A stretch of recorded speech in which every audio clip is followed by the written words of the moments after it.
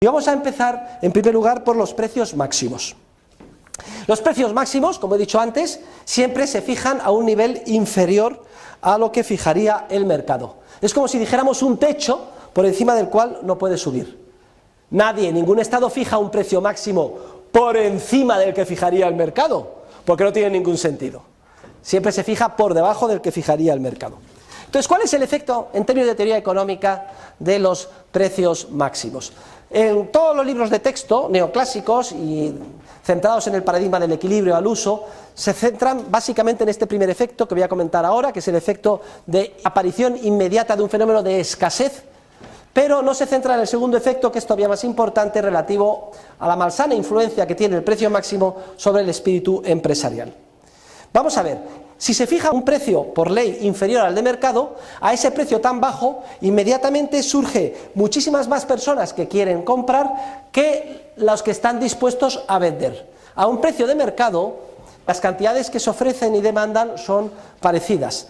Si el precio se establece a un nivel más bajo, y eso lo vimos al estudiar la determinación del precio en competencia bilateral, surgen muchas más personas que demandan el bien afectado por el precio máximo que personas que lo ofrecen. Y entonces inmediatamente, ¿qué pasa? Que no hay suficiente cantidad de bien para satisfacer la demanda incrementada por ese precio reducido, que es el precio máximo. Y como no hay suficiente bien para dar a todos, a ese precio tan bajo, surge siempre un fenómeno de escasez.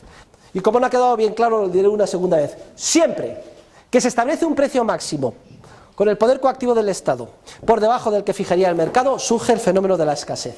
Y como no hay para todos, hay que buscar sistemas alternativos de distribución del bien escaso en relación con la demanda superabundante. Y surgen unos fenómenos que son curiosos, que ustedes también podrán observar cuando se establecen los precios máximos.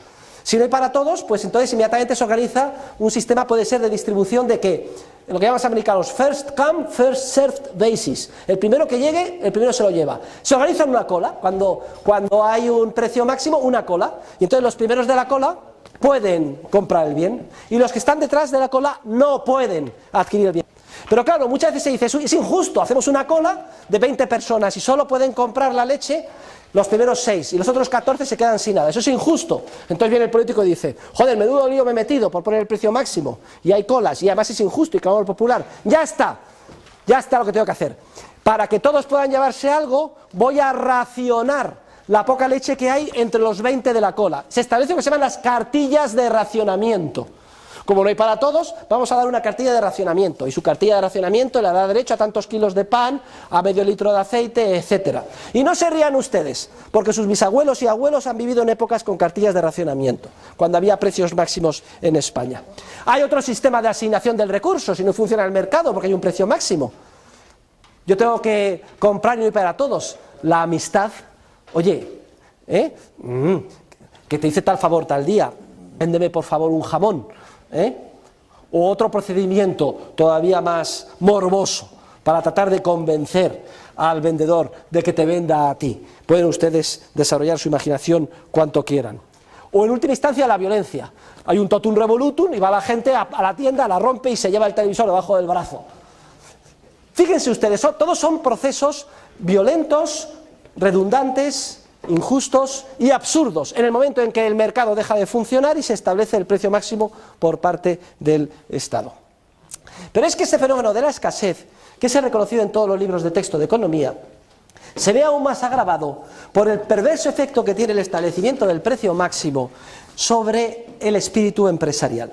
Porque ya saben ustedes que el espíritu empresarial se mueve por los beneficios que esperan obtener los empresarios. Si en un ámbito concreto se limitan los precios que pueden cobrar, se eliminan los beneficios. Y entonces todo el ímpetu empresarial se redirige, abandona esa área, ese ámbito en el que hay precios máximos y se va a otras líneas donde puede obtener pues más beneficios. Entonces, ¿qué es lo que pasa? El problema de la escasez se agrava todavía más. Solo había una posibilidad de acabar con la escasez, dirigiendo todo el espíritu empresarial a tratar de solucionar el problema de la escasez, pero como el incentivo esencial, que es el beneficio, se elimina con el precio máximo, el problema de la escasez se hace todavía más grave. Afortunadamente, el mercado se busca soluciones a estas ineficiencias que generan los precios máximos. Y esas soluciones en muchas ocasiones tienen que ser soluciones al margen de la ley. Afortunadamente surgen mercados negros, que se llama, que al margen de la ley tratan de solucionar el problema de escasez, de colas, de racionamiento, etcétera, típico del precio máximo. Vamos a ver una concatenación lógica de acontecimientos. Imagínense que hay una mala cosecha, un año de sequía y una mala cosecha. Como consecuencia de eso, mala cosecha. Señores, se produce menos trigo. ¿Qué creen ustedes que pasará con el precio del trigo? Sube. Y entonces, clamor popular. Las madres, anda, la harina de mis hijos, la leche, etcétera. El hambre, nos están generando hambre, nos están explotando. La culpa lo tienen los empresarios. Las panificadoras que hacen el pan, que nos están absorbiendo nuestra renta. Y entonces el político dice, no os preocupéis, ha habido mala cosecha y sube el precio, ¿no? Solo hay que hacer una cosa, pongamos un precio máximo razonable que todo el mundo pueda comprar. Y menos mal que hay un político sensato que sabe lo que tiene que hacer, todo el mundo le vota, se establece el precio máximo. Pero claro, como consecuencia de esto, el poco pan que había desaparece. Y surgen las colas, las cartillas de racionamiento, la violencia, el amiguismo, etc. Afortunadamente hay unos empresarios que, jugándose la vida, desarrollan mercado negro. Pero claro, en el mercado negro el precio al que se compra y vende el pan no es el precio oficial al que no hay pan, sino que es un precio 5 veces más alto. Un precio tal que es interesante, yo qué sé, por ejemplo, importar trigo de Francia, donde no ha habido la sequía, etc. Muchos de ustedes, sus familias, le deben la vida al tan denostado especulador. En español se llama también extraperlista. En los años posteriores a la guerra civil, con gran cantidad de penuria, se establecieron precios máximos para la mayor parte de alimentos, etc. Como consecuencia de esto había una escasez tremenda, pero afortunadamente había mercado negro y se sabía que se podía comprar a precios más altos el aceite, el pan, jamón, etc. Y aunque eran precios mucho más altos, esto salvó de la muerte y del hambre a muchísimas personas. En todas las plazas de todas las ciudades españolas debería de haber un monumento al extraperlista o al especulador, que jugándose la vida y además siendo cabeza de turco, odiado por todos, gracias a él se salvaron miles y miles y miles y miles de seres humanos. Debe haber una estatua, un reconocimiento a ellos. Hay otros muchos ejemplos que les podía poner, por ejemplo la congelación de rentas de alquiler, que en España tuvo un efecto totalmente perverso, arrasó con el patrimonio inmobiliario hasta hace no demasiados años. Y hay otra ilustración que hemos comentado en clase, todos la recordarán. ¿No se acuerdan cuando hablamos de la caída del Imperio Romano? ¿Qué es lo que pasó con el Imperio Romano? Recuérdenlo cuando lo estudiamos. Era lo mismo que ahora, el estado del bienestar, panem et circenses, pan gratis y juego. Esto arruinó a los productores de Italia. Todo el mundo decía, yo trabajar, me voy también a vivir de la sopa boba del Estado, de la nona a Roma. Roma creciendo cada vez con más proletarios. Proletario, aquel que es tan pobre que solo tiene su prole y vive del Estado. Y además cuanto más hijos mejor, porque así tiene derecho a más cuota de la subvención pública. Claro, eso sería imposible de sostenerlo, con los gastos públicos entra en déficit. Pero claro, si no se puede sostener, ¿qué es lo que hacen los políticos? Pues vamos a pagarlo fabricando dinero. En esa época no conocían la inflación, emitir papel moneda, lo que hacían era quitar la plata al denario, envilecer la moneda, multiplicarla por 10. ¿Qué pasa con los precios cuando se hace esto? Se ponen por las nubes. Y cuando los precios crecieron, ¿qué hicieron? Precios máximos. Y al poner precios máximos, escasez generalizada y los procesos de producción e intercambio bloqueados. Lo que era un floreciente mercado común, comparable con el de la Unión Europea en cuanto a su extensión, salvando las diferentes etapas históricas, desaparece y se derrumba, y los bárbaros simplemente pasan a ocupar las ruinas, resultado de la autodestrucción como consecuencia del estado del bienestar y del intervencionismo en el Imperio Romano. Es otro ejemplo que pueden ustedes recordar y analizar. Me gustaría que leyeran, porque es emocionante, las páginas, tomen nota, 237 a 277 del libro de lecturas, donde se habla de la política de rentas en la Alemania nazi y del milagro de Erhard.